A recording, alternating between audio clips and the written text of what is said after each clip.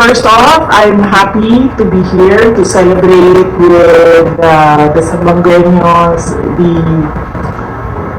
Festival of Zamboanga Hermosa. Albeit a day or two late, but still we are happy and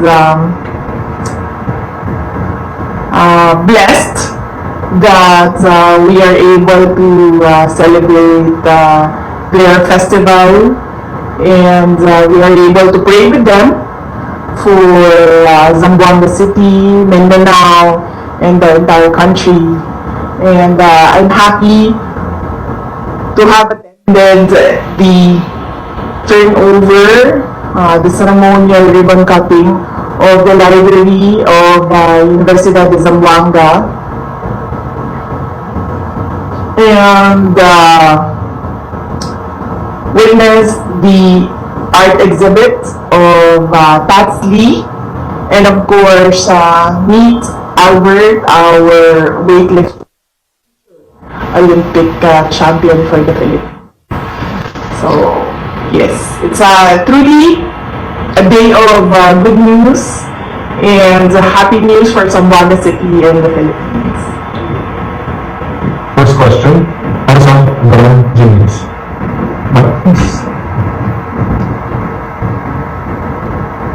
Ako mang good news, pero kasi may good news sa inyong mga na diretso na kami ma'am ha. Yes, ma'am. I experience din doon in Davao. There's another one kaninang umaga.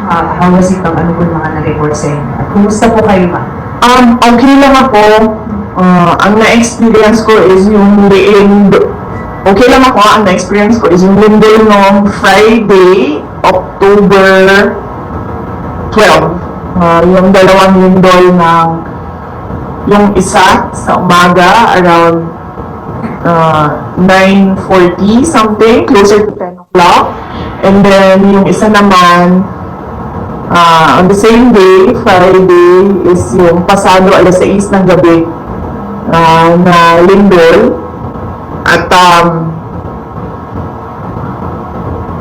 hindi namin nagawa yung pinagpa-practicean natin lagi na duck cover and hold, no? Kasi nag-evacuate kami diretso. So nung nagsimula na lumakas yung pagyalig, ay lumabas na kaagad kami sa open space doon sa harap ng bahay namin sa kalsada. At ang napansin ko lang, since nandun din ako sa aftershocks ng Cebu na lindol, magkaiba siya, no? Hindi ko lang alam, baka dahil yung lindol sa Cebu ay nasa lupa siya, at yung lindol sa Davao region ay nasa dagat. Pero yung lindol sa Cebu, kanang naguntol gani, bounce, in Tagalog ay tumatalbog. Yes, tumatalbog yung pakiramdam mo. Yung sa Davao City naman na lindol ay left side to side siya. Side to side yung kanyang shaking. Sa Davao, na experience ko ay nakakahilo siya. Akala mo nahihilo ka kahit wala na yung tapos yung sa Cebu naman ay nakakatakot siya kasi parang bubukas yung lakas ng pag-bounce o pag-untol sa yuta.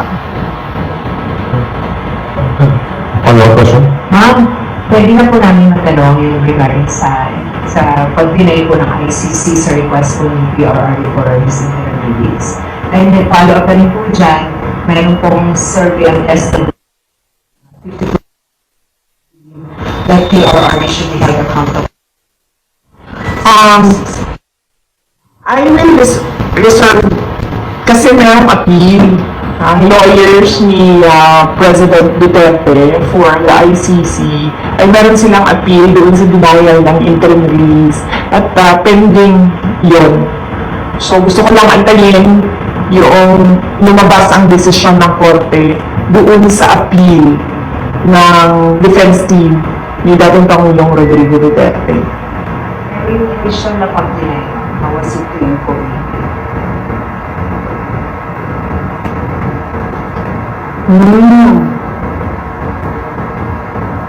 Ano ba sinabi ko na sa statement ko? Wala pa naman ako nag-statement dati about sa interim release, no? Pero inaantay ko lang kasi talaga kung ano yung decision nila sa appeal noong defense team. Yung thoughts na lang po doon sa Esther survey. Do you have any comment on that po? Well, assuming na truthful and faithful yung data doon sa survey, it is not useful dito sa ating bansa dahil hindi naman dito sa bansa natin nangyayari yung kaso. So, I guess that is for the ICC court to think about if at all pinagbabasihan yan nila. Kasi kung ano-ano na lang yung... Ay, sorry, hindi ko pala mag-comment sa ICC. So, yun. Not useful for the Philippines since hindi naman dito nangyayari yung trial ni Pangulong Duterte. Jason, on that list, ma'am, yung resume ng Senate, ma'am, yung supporting the house arrest of the former president po.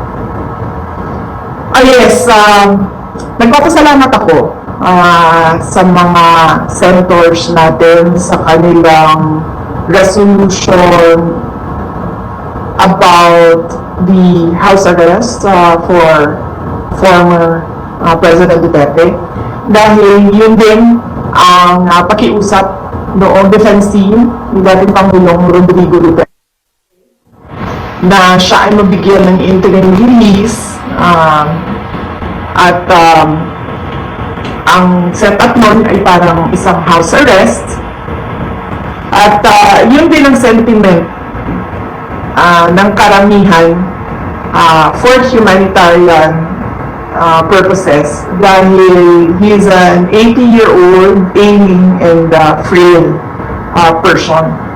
No, it is, as I said, cruelty for the ICC to keep on detaining him inside the detention unit where he is not given 24 hours bedside care.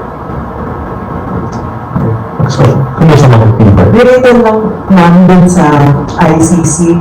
Ma'am, because of the demand of the interim release, pero pwede magaling na baka sakali doon na po magpasko ang dating Pangulo. Ano pong naging plano ng pamilya?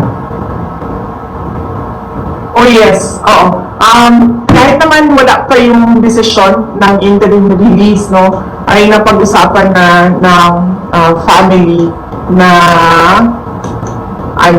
na merong pagpapalit-palitan ng pagbibisita doon sa kanya sa detention unit. So, meron ng mga relatives on deck at merong scheduling sa kanilang pagbisita. Basically, visit lang talaga. So, there's no chance for like to, alam yung typical Filipino Christmas na may salo-salo, makakasama yung pamilya. So, it's not gonna happen. Hindi, kasi sa Christmas and sa New Year, sa kanya, hindi. Kasi hindi makapunta lahat ng relatives doon na sa Hague. So, ang naka-schedule for Christmas and New Year sa kanya is si Veronica, si Kitty, at si Mila. Ma'am, alam niyo about the ICC. It was mentioned po in the news session that they released na naka-apekto raw po yung mga naging statements po ng family ng dating Pangulo, particularly yung naging statement raw po at ng inyong kapatid. Any comment on that, ma'am? Yes, I have a comment on that, but I really want to wait for the decision on the appeal para maisa na lang natin yung comment ko. Dahil dito sa akin, may panibagong evidence ba kayong sinubmit sa ICC dun sa appeal? Sorry, hindi ko alam kasi hindi na-discuss yung abogado sa akin kung ano yung laman. Ang napag-usapan lang namin is merong appeal. Will you know kung sa may trial chamber or sa appeals chamber yung appeal? Appeal chamber. Appeals chamber. Yes. Any other topic? Any other question? Follow-up on ICC? Kami ibang topic. Ibang topic. Another topic. Sige, diba? Sige, okay.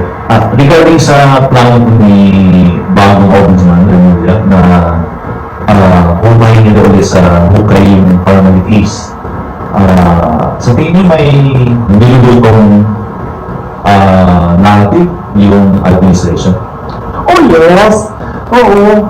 Matagal naman na ako nagsasabi, diba, na wala namang ginagawa itong gobyerno na ito. Kundi, number one, mamulitika, at number two, ubusin ang budget ng Pilipinas sa corruption. So, yan lang yun.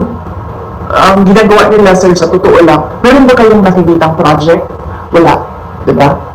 So, ibig sabihin, wala na silang ibang objective para sa kanilang pagkaupo dyan sa administrasyon, kundi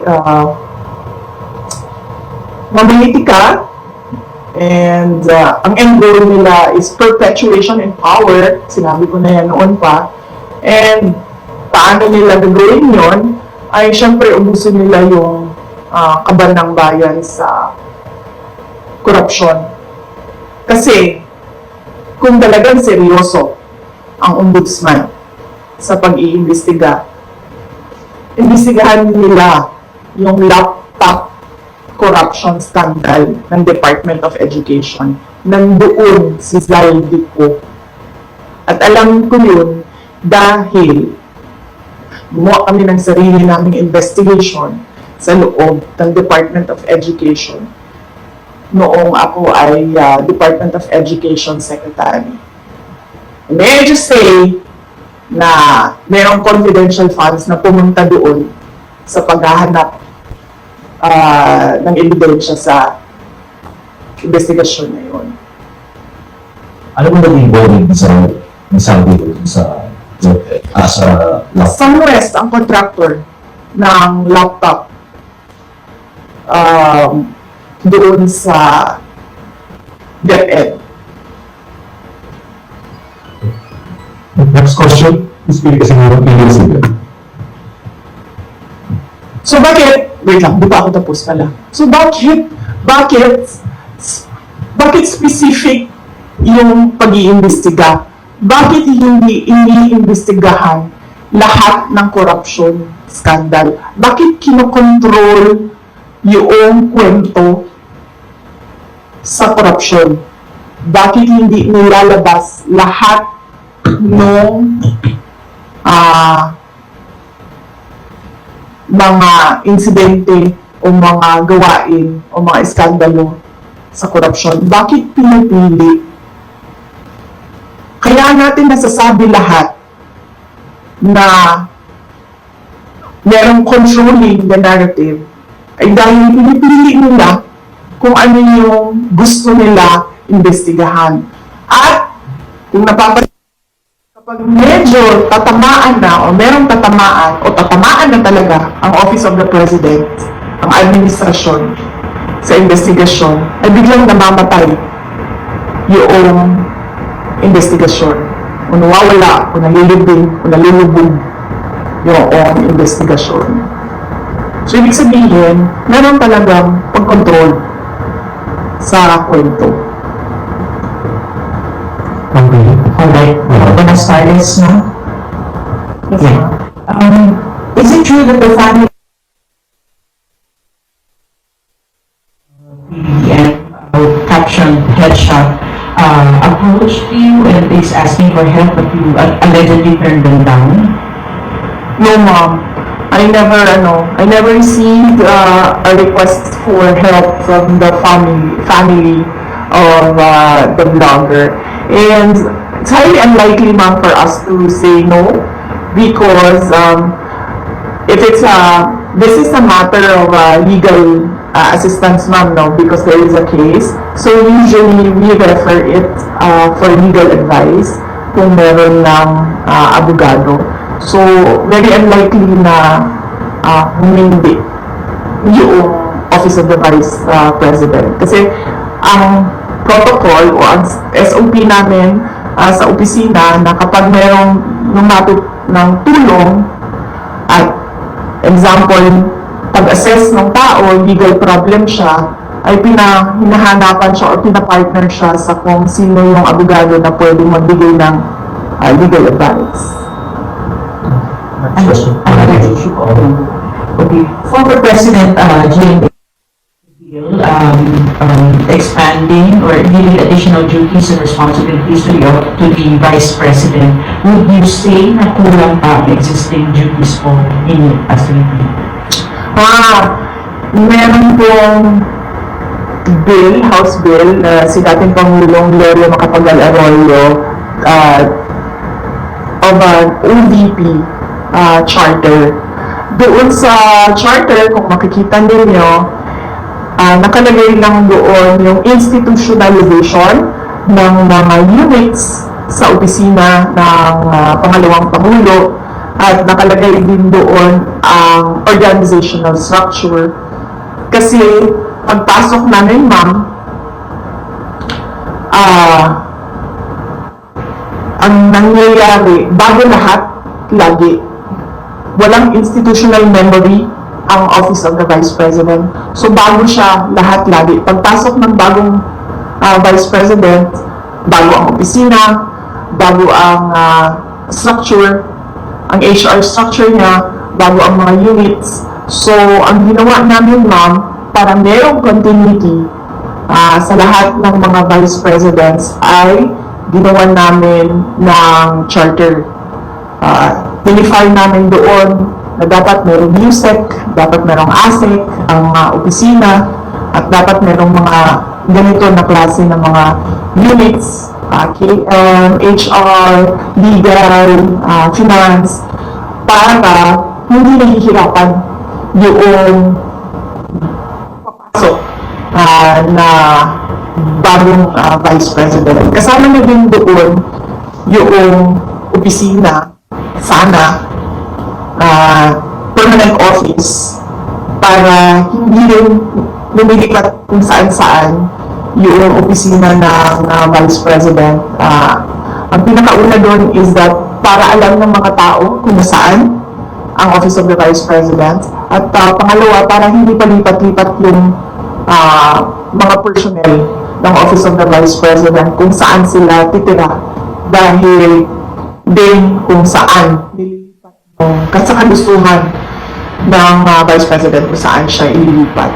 Nakalagay din doon, of course, yung security unit na naging controversial sa aking termino. At yung OVP him namin at mga iba pang mga administration policies inside the Office of the Vice President. Kung makikita ninyo, wala kaming nilagay doon na specific project dahil ang ang function ng Vice President ay kumbaga constitutional successor. Yun lang ang only function ng Office of the ng Vice President. Pero sa atin, traditionally, ang Office of the Vice President ay binibigyan ng budget for the Vice President to decide on what his or her projects are, and then they can implement projects to complement the services of the other national government agencies. So on that note, hindi namin nilagay yun, ma'am. Kasi baka naisip ko, merong vice president na papasok na wala siyang project, wala siyang gustong gawin, kundi maging constitutional successor lang. So ibig sabihin, mag-aantay lang siya na mawala yung presidente. Pero so far, wala pa naman tayong nakita by history, wala tayong nakita na vice president na gano'n ang gusto niya. Lahat merong kani-kanilang projects. Ang hindi lang namin ginawa ay mag-define kung ano yung project. Kasi magdedepende yun sa panahon kung kailan siya naging vice president, sa panahon kung kailan anong relevant na project. So, ang ginawa ay yung structure ng opisina na kahit anong project ay ma-implement noong organization. Just one last po. Yes. I don't know if you already asked for your reaction to the viral video of PGNA. The last time that she shook hands with you and yung pagpaligod ka is parang pinasumimangot siya. What's the relationship between you two right now for yung status? Ni ma'am? Wala, ganun naman kasi talaga si ma'am eh.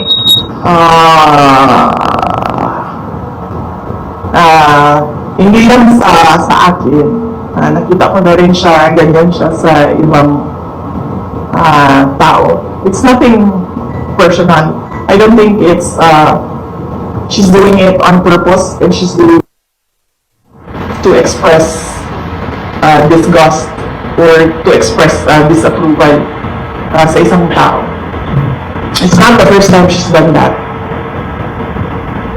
Yeah, Mr. Manzano, again, that's the questions. Ma'am, just want to get your reaction kasi po this house binawasan po nila yung OVP budget. Ano po yung tugon nila kasi may mga ilang kongresista rin po na naghayag po na dapat daw po bawasan itong budget dahil ilang beses naman po na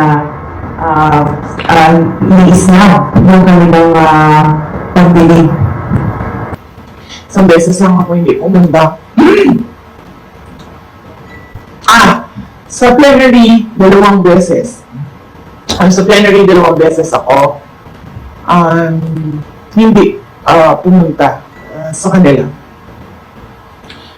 But beyond that, as early as August, I think August 15, nung tinanong na ako kung ano yung expectations ko sa budget hearings, sinabi ko na ang expectation namin ay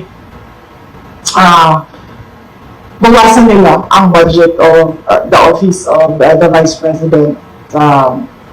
Dahil sinabi ko at the time, it's the same administration, it's the same Speaker of the House of Representatives, and it's the same set of characters. So on that point, tama nga ako sa sinabi ko noong August. Hindi na nakakagulat. Hindi na ako nagugulat sa House of Representatives. That's the questions. Sorry, baka pwede niyo pong sagutin yung sinasabi ng iba, especially Congressman Mandalino saying that you're a brat. You would like to address that comment of her po? Oo. Ay, kasi Yes. wala ka daw kung sumipot sa budget. Oo. Ang administration, and that is led by Malacanang Palas, ang Makabayan, ang Akbayan, ang members of the Liberal Party, yung mga pink and yellow, and sabihin na lang natin yung 6th category, all others. Meron yan silang narrative about Inday Sara. Kung napapansin nyo, paulit-ulit lang yan na sinasabi nila. Kung ano yung, at pansinin nyo din, kung ano yung lumalabas sa bibig ng Malacanang Palace, susunod yung kanilang online service providers sa news. Whether it be fake news bloggers, totoong news, or trolling, pare-pareho yung narrative nila. At pansinin nyo, lahat ng lumabas na mga articles, isa lang yan.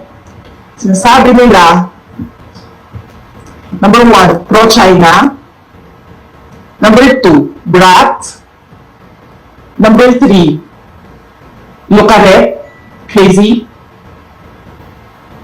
At number 4, nakalimutan ko yung isa. Ano yung isa, ma'am? Ulit-ulit lang yun sila eh. At confidential funds. Ilustay. Yan. Pro-China, brat, lupa-lupa, at confidential funds. 4 lang yan. Pansinin nyo, inuulit-ulit nila yan. Hoping siguro na one of those will stick sa image or sa reputation para makasira sa akin. So, hindi ako nagtataka na magsasabi ng ganyan si Leila de Lima. Yung word na brat, ginagamit nila lagi yan. And more than that, hindi naman kasi parent ang House of Representatives for them to say kailangan disiplinahin ang Vice President. Dahil sa totoo lang, ang tawag natin sa kanila mga buaya, di ba? Ganun yung general perception for all members of the House of Representatives. So wala silang moral ascendancy over the office of the Vice President. But going back, that's a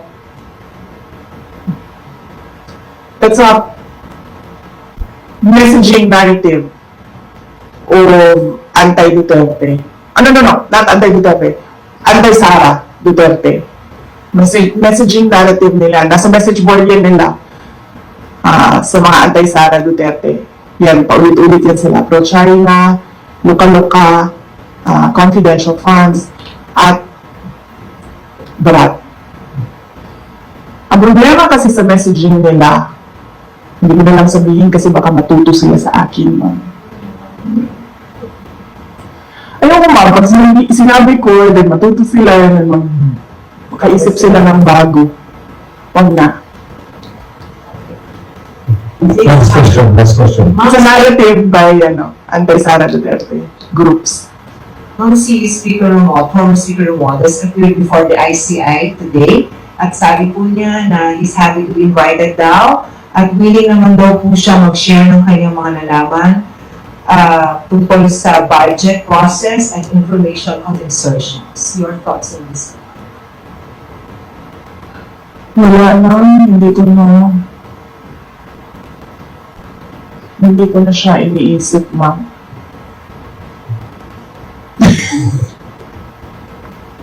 Wala akong comment, ma'am, sa kanyang pag-attend Sa ICI?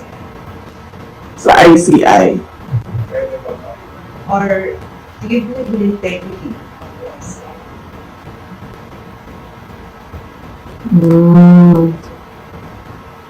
Sinabi ko niyan, diba, na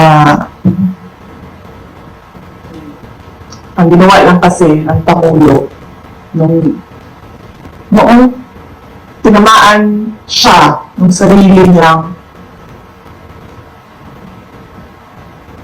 speech na mahiya naman kayo at magalit yung mga tao. Ang ginawa lang niya ay magpalit ng House Speaker at ng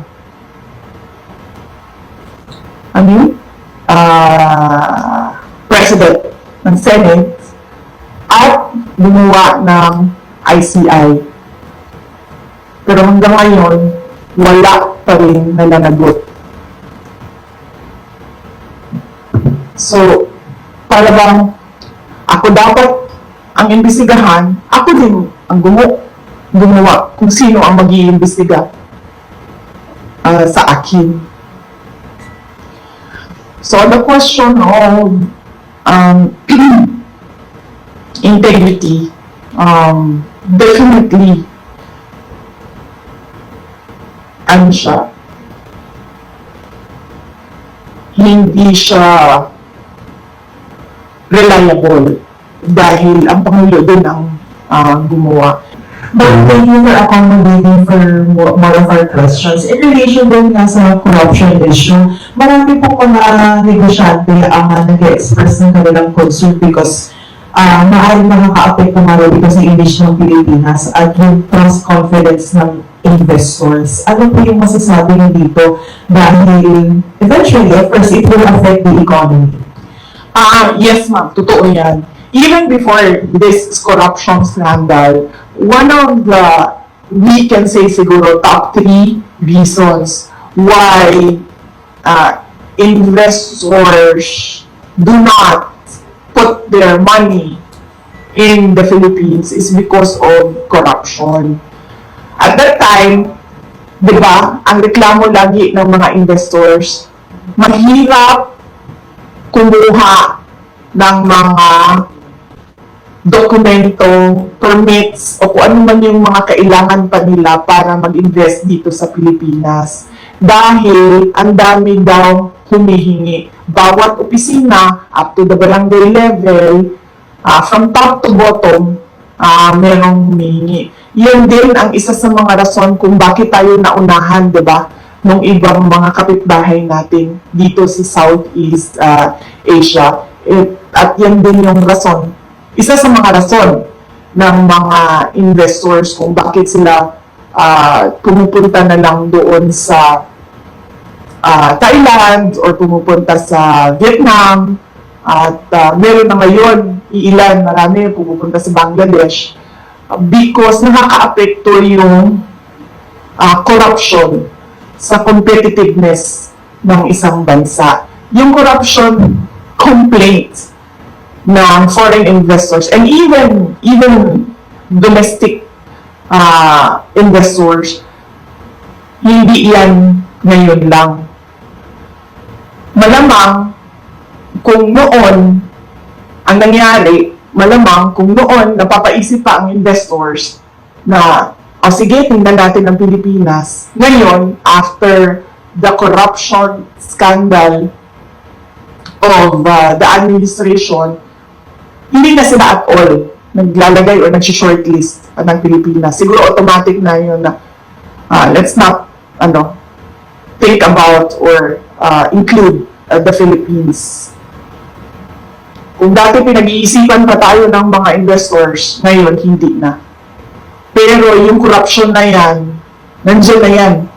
Complaint na yan ng mga investors dati pa. At bakit ko alam? Dahil naging mayor din ako. Nung mayor ako ng Davao City, syempre, ang gusto namin na pumasok na pera sa Davao City ay yung galing sa labas, diba?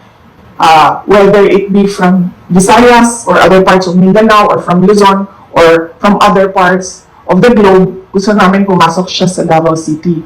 At pag napapansin namin, pag kinakausap namin yung investors, meron kami sa Davao City ng Davao City Investments and Promotion IPC namin. At pag napapansin namin na hindi pumupunta, tumitingin, kasi hindi na bumabalik or nag-a-attempt mag-open pero hindi natutuloy, pag tinatanong namin yung merong researchers yung office na yon, nag-i-interview sila, isa din sa mga sinasagot, corruption. Kasama doon ang cost ng investment. Tubig, kuryente. Sunod dyan ay connectivity. Sabi nila, masyadong mabagal ang IT infrastructure ng Pilipinas. At nandoon na, dati pa, yung corruption. Kaya sinasabi ko, noon, kinoconsider tayo, ngayon, hindi na talaga.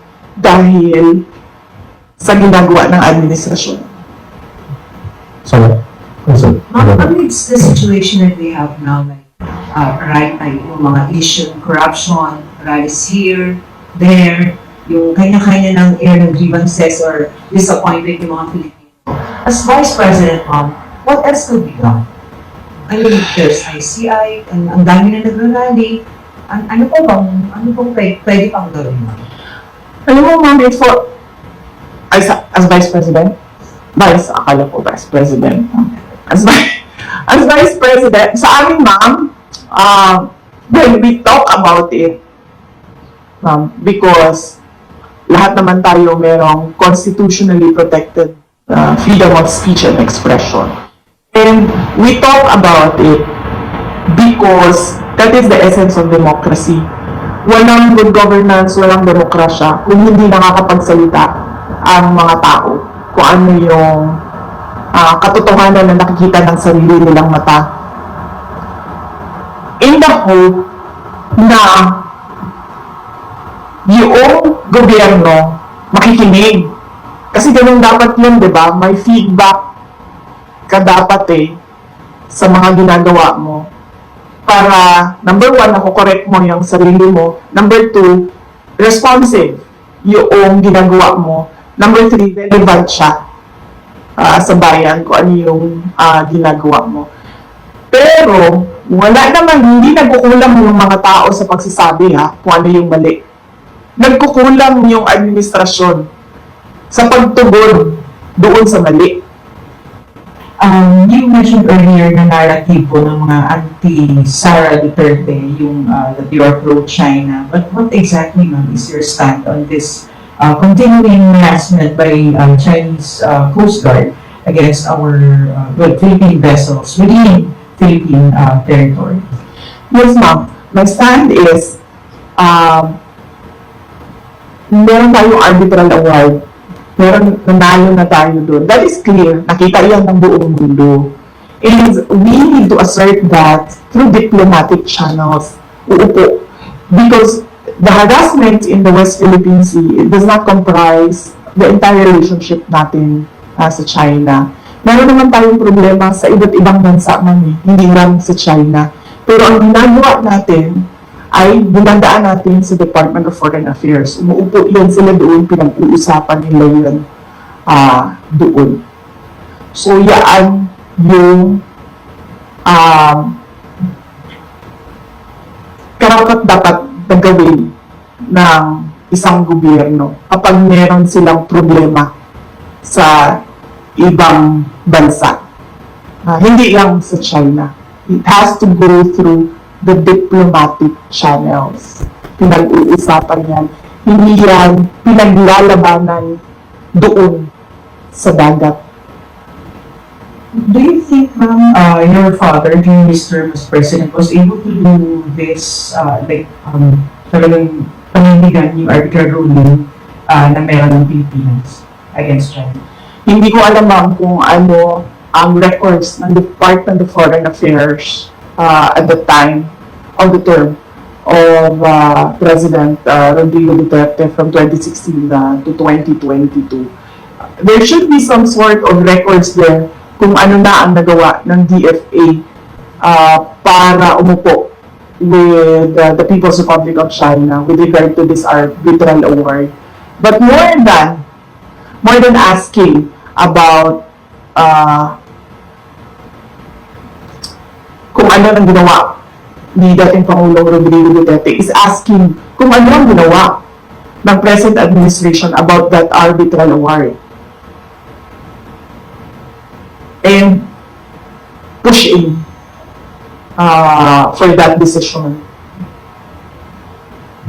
One reason for the question here from one of the members of the LGBT media, favorite members ng Times. On your comment daw po sa pagbansag ng pakalawa niyo daw, si Congressman Kiko Bazaga of Cavite, especially with his antics last weekend. Hindi ko, okay, number one, kilala ko si Congressman Kiko Barzaga because of the campaign in Cavite in 2022 dahil unit team siya. Ang pagkakaalam ko, ang mga magulang niya, hindi sila for the unit team. Ang maalala ko, yung mga magulang niya, Sara only. Pero si Congressman Kiko Barzaga was for the unit team. Hindi ko alam kung nagkausap man kami from that time na nagkita kami sa kampanya hanggang ngayon, kung meron man, pero ang huling maalala ko na nagkausap kami is doon sa rally ng unit team sa kanila, sa Dasmariñas, Cavite. Hindi ko makawala si Kiko Barzaga. Sa tingin niyo ba, sa personality ni Congressman Kiko Barzaga, isa siyang tao na ma-handle ng kahit sino man? Diba? Makikita niyo naman yung kanyang independence sa pag-iisip eh. Nakikita niyo din yung kanyang lakas ng loob. Nakikita niyo din yung prinsipyo niya. Ang example ko na lang dito ay, unang-una, yung mga magulang niya, hindi unity yun na, si Kiko Barzaga unity. Hindi yan nakikinig sa mga magulang niya, ibig sabihin. Diba? So, bakit yan makikinig kay Sara Duterte? So, no, I do not control Congressman Kiko Barzaga. He is his own person, he has his own principles, and he has his own free will. And there is nothing wrong at all with what he is doing because, as I said, tayong lahat, we are covered by the freedom of speech and expression. Unfortunately, meron tayong administrasyon na hindi nila matanggap na meron talagang mga tao na number one, hindi natatakot, at number two, hindi nabibili ng pera.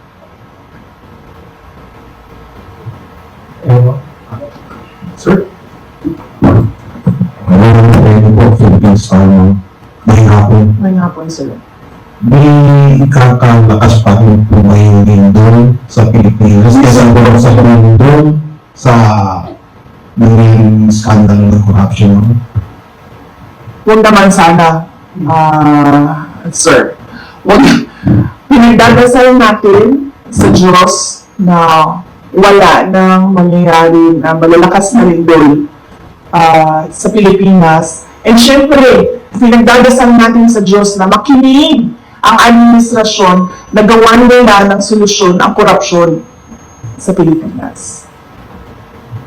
Also, let's give Jen the others a Yes, ma'am.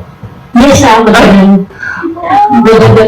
Finally, Vice President. I would just want to ask, with the alleged destabilization and then yung rally natin ng left and right Luzon, Visayas, Mindanao, ang mga lumabas mo, mga young ones, makikita natin mga estudyante. Ma'am, sa tingin mo, with what is happening now, magpapatuloy pa ito, ma'am?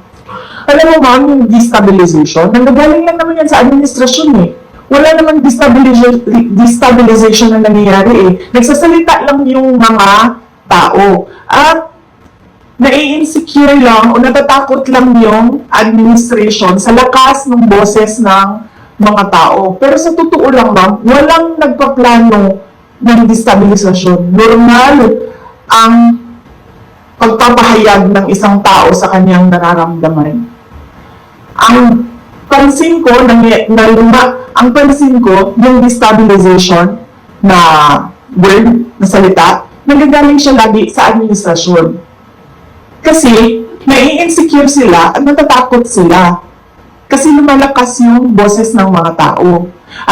Ayaw ko na magsalita, ma'am, kasi baka matuto na naman sila sa akin, ma'am. Tapos, pag natuto sila sa akin, oh, di ba? Meron ba tayong ginagawang destabilisasyon? Meron bang mga tao na nag-meeting na nagsasabi na, makabayan, yes, number one.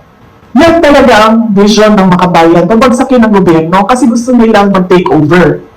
So kung meron man grupo na nag-meeting para pabagsakin ang administrasyon, ang gobyerno, makabayan yun. Wala nang iba. Lahat ng iba dyan, wala nang meeting yan. Yan sila nang nararamdaman nila naggalit sa pangyayari. Wala yan silang sinasabing iba na oust or ano bang tawag dyan, paggawa ng masama sa presidente o panggulo sa gobyerno. Wala. Nagsasalita lang yan lahat ng mga tao ng kanilang nagsasabi lang sila sa galit nila. Tayo pala. Kasama na ako din, ma'am. Nagsasabi naman kami. Tayo sa galit natin. Last question. Okay, tayo na may end. Vice President, ang limit na yun ng flood control din, kung halos Luzon, Visayas, and Mindanao yung gusto nilang ipacheck, no? Sa tingin mo, aside from the flood control, ano pa ang mga dapat sigurong tingnan o i-check aside from these flood controls? Thank you. Yung una lang sinabi ko, ma'am, no, yung listahan na ginawa nila para sa Department of Education. Worthy yun, natingnan kung sino yung mga sinulat ni Martin Romualdez na mga congressman na makakatanggap sa School Building Program Fund. Pangalawa, flood control, yan, laging may corruption dyan. Fund to market roads, laging may corruption dyan.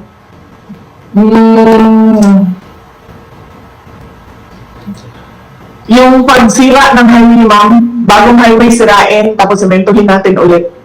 Anong tawag dun sa ganon? Road repairs? Road reblocking. No? Ang tawag dyan? Yan, ma'am. Nakikita ko lang lagi, ma'am, sa highways, kahit sa Mindanao, non-stop. Every year. Ayusin, sirain. Yan.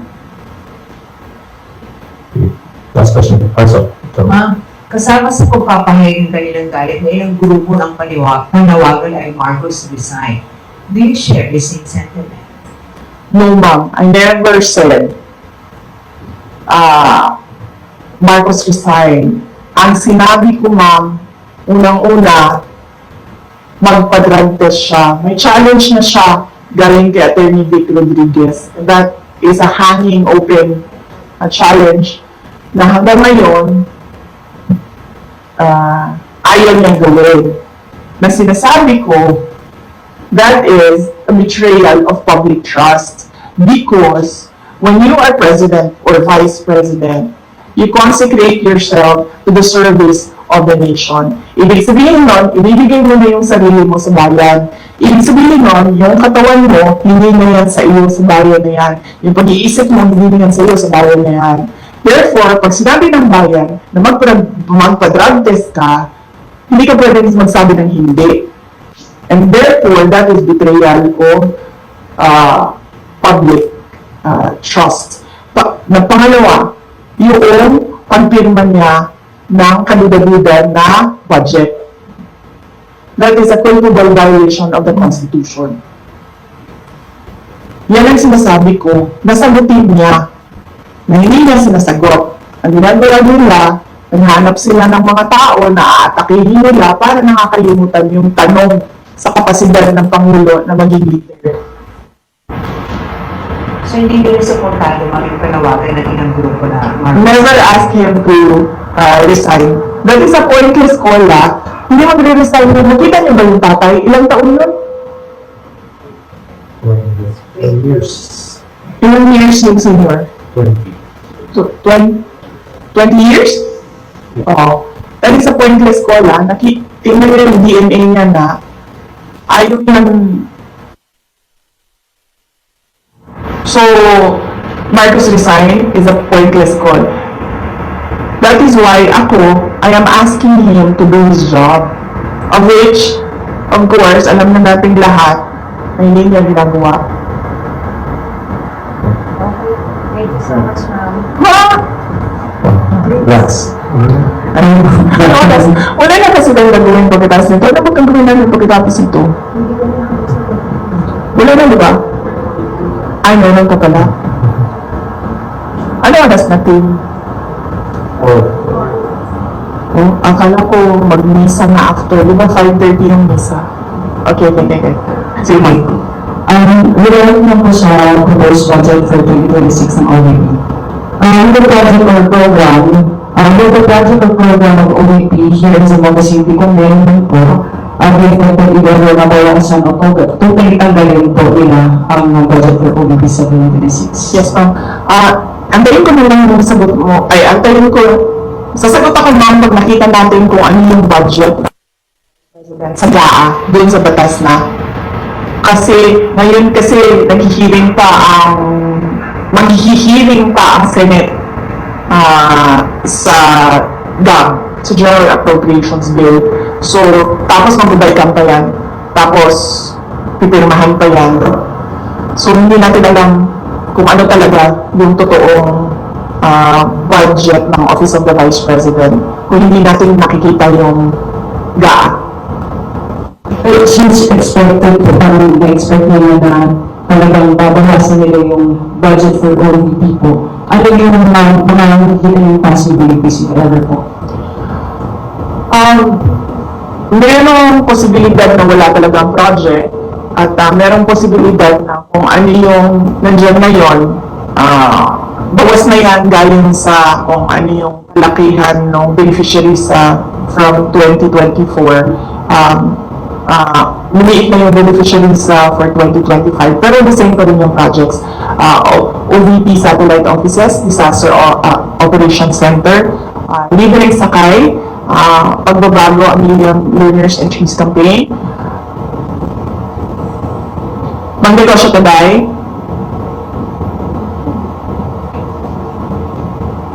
ito yung mga tiga-OVP, ma'am, na nalilimutan namin kung ano yung mga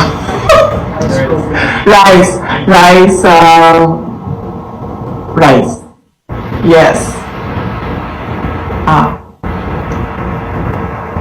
Anong makontribute mo sa project natin? So, isa yung project, JC. Yan, ma'am. Yan pa rin yan, ma'am. Ang ginagawa lang namin, ma'am, ay kasi lumiliit yung budget, lumiliit din yung beneficiaries, pero hindi nawawala yung budget. Okay, thank you po. Thank you, ma'am. thank you, ma'am. Maraming salamat.